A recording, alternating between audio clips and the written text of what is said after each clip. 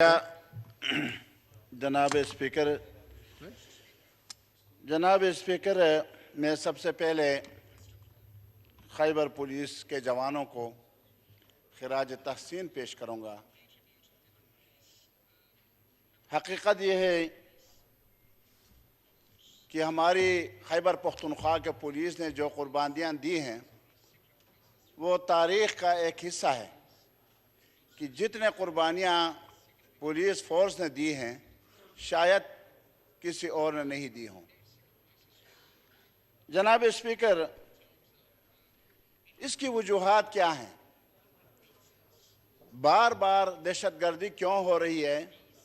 APS का वाक़या हुआ जनाब स्पीकर, इसी तरह दूसरे वाक़यात हुए और ख़ासकर कुछ महीने पहले अहले तशय्युअ की मस्जिद पर पेशावर क़िसाख़ाने के बिल्कुल बैक साइड पे आकब पे कोचाई रिसलदार में दर्जनों अफराद वहाँ भी इस दहशतगर्दी के बीन चढ़ गए।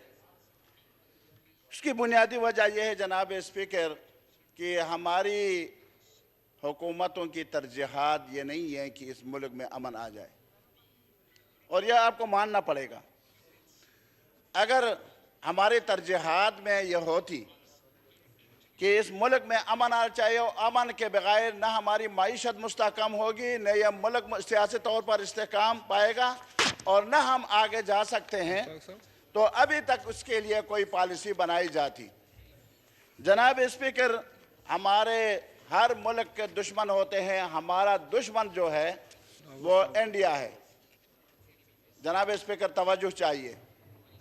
हर मुल्क के दुश्मन हैं। कोई मुल्क भी ऐसा नहीं है, आप अमेरिका तक चले जाएं, कोई भी मुल्क दुनिया में ऐसा नहीं है जिसका दुश्मन न हो, और हमारा असल दुश्मन इंडिया है। पाकिस्तान बनने के बाद अभी तक पाकिस्तान को गैर मुस्तहकम करने के लिए इंडिया ने जो किरदार अदा किया है वो आपके सामने है। क्या हमारी हुकूमतों, पिछली हुकूमतों ने, जितने भी हुकूमतें आई हैं, चाहे वो डिक्टेटर का हो, चाहे वो सियासी अफराद के हों जो आए हैं, सियासी पार्टियों का हो, लेकिन मुझे ये बताएं कि हमने इंडिया के साजिशों को बेनकाब करने के लिए क्या पॉलिसी बनाई है? हमने क्या किरदार अदा किया है? ये जो आज कहा जा रहा है TTP खुरासानी, कभी कहते हैं TTP फलानी अफगानी, कभी कहते हैं TTP ईरानी, ये क्या है? हमारे पास इतने भी मालूमात नहीं है कि ये लोग कहाँ रह रहे हैं, कहाँ से आ गए हैं और कहाँ जाकर ये वारदात करेंगे। जब एक जलसा होता है जनाब स्पीकर पाकिस्तान किसी भी जगह में, हमें कहा जाता है कि यहाँ थ्रेट है और खुदकुश हमले का, और हमें इत्तला मिली है। जब इतनी जल्दी उनको इत्तला मिल जाती है हमारे फोर्सेस को, तो ये इत्तला क्यों नहीं मिली कि आज पुलिस लाइन में भी खुदकुश धमाका हो रहा है? क्यों पता नहीं लगा? जनाब स्पीकर, अगर APS के जो दहशतगर्दी हुई उसके असल हक़ाइक़ को सामने लाया जाता और उसके मुताबिक मुजरिमों को सज़ा दी जाती, इस तरह क़िसाख़ाने में अहले तशय्युअ के मस्जिद में जो धमाका हुआ उसके असल मुहर्रिकीन को पकड़ा जाता, उन दहशतगर्दों को भी सज़ा दी जाती।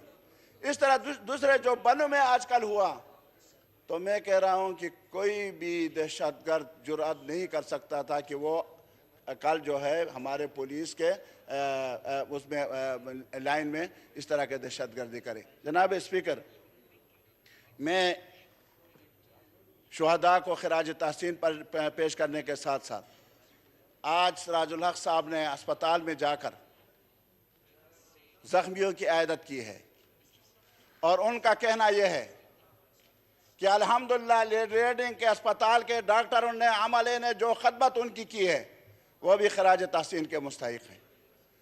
सिराजुल हक साहब फरमाते हैं कि अल खदमत फाउंडेशन और इस्लामी जमीयत उत तलबा ने जिस अंदाज में जख्मियों को रिलीफ पहुंचाने, अस्पताल में पहुंचाने, उनके लिए खून देने, और अल खदमत फाउंडेशन ने अपने तमाम वसाइल को उस तरह मरकूज करके उनकी जो खदमत की है मैं उनको भी खराज तहसीन पेश करता हूँ। जनाब स्पीकर, हमारे मुल्क में इस वक्त सियासी आदम इस्तेहकाम है जनाब स्पीकर, और ये सियासी आदम इस्तेहकाम खुद दहशतगर्दी है, ये खुद दहशतगर्दी है जनाब स्पीकर। इसकी वजह यह है कि सियासी आदम इस्तेहकाम की वजह से आवाम जो हैं वो बिल्कुल उनकी जान, इज्जत, अबरू वो महफूज नहीं है। मेरा भी नहीं है, आपका भी नहीं है, किसी मेंबर का भी नहीं है। जो मुअज़्ज़ज़ मेंबर यहाँ बैठे हुए हैं, कोई ये कह दे कि मैं बिल्कुल सेफ हूँ और मुझे कोई तकलीफ नहीं पहुँचेगी, एक बंदा कह दे, कोई भी नहीं है। क्राइम्स बढ़ गए हैं जनाब स्पीकर, सियासी पार्टियां लड़ रहे हैं एक दूसरे के साथ। ये कल परसों की बात है, शाम आजान होते ही मेरे ही बेटे से मोबाइल छीन लिए और जब उन्होंने मुजाहमत की तो उनको पिस्तौल दिखाया। वो किधर है हुकूमत? सूबाई हुकूमत किधर है? वो निगरान हुकूमत किधर है? क्या नाम है जी उसका? ये जब तक आप पाकिस्तान के अंदर सियासी इस्तेहकाम नहीं लाएंगे, आप गुस्तशनीद करें ना जी। मैं उनका भी मुज़ाहमत करता हूं जो 4 सालों तक किसी से हाथ मिलाने के कायल नहीं थे, मैं उनका भी मुज़ाहमत करता हूं। लेकिन मैं जो लोग इस वक्त भी सियासी डायलॉग के नहीं करते, इसकी मुखालफत करते हैं, मैं उनको भी, इनका भी मुज़ाहमत करता हूं। सियासी डायलॉग होने चाहिए, सियासी पार्टियों में बातचीत होनी चाहिए, आपस में मिल बैठने चाहिए। आजकल जो ज़रूरत है अमन की जनाब स्पीकर, जब तक अमन नहीं आएगा आपकी इकॉनमी मजबूत नहीं होगी। लोग यहाँ कोई भी सरमायादार सरमायाकारी नहीं करेगा तो आप कैसे अपनी माईशत को मुस्तहकम करेंगे? अमन सबसे पहले हज़रत इब्राहिम अलैहिस्सलाम ने जब बैतुल्लाह तामीर की जनाब स्पीकर क्या दुआ फरमाते हैं, रब्बि जअल हाज़ा बलदन आमिनन वरज़ुक़ अहलहू।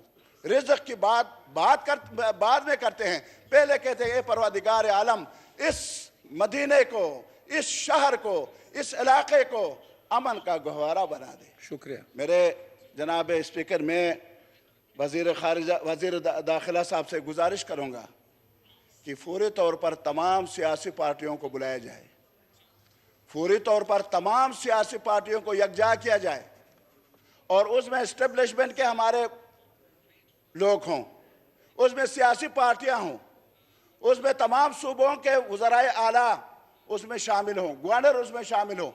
एक स्ट्रेटेजी हम कम से कम बनाएं कि इसका किस तरह मुकाबला करेंगे, कैसे हम इस दहशतगर्दी को इस मुल्क से निकाल के बाहर फेंकेंगे, कैसे हम इंडिया के साजिशों को नाकाम बना सकते हैं। अकेली एक सियासी पार्टी का काम ये नहीं है और ये पूरे तौर पर होना चाहिए और यहाँ कौमी असम्बली में होना चाहिए, आपके चैम्बर में होना चाहिए, वज़ीर आज़म के चैम्बर में होना चाहिए, वज़ीर आज़म के ऑफिस में होना चाहिए। बहरहाल सियासी डायलॉग इंतहाई ज़रूरी है, इसके लिए पॉलिसी बनाने की ज़रूरत है। तमाम सियासी पार्टियों के अकाबिरीन को उनके सुदूर को बुलाया जाए और उनसे तजवीज़ें ली जाए और मुशावरत करके एक पॉलिसी तरतीब दी जाए। शुक्रिया जनाब। जनाब मोहम्मद हाशिम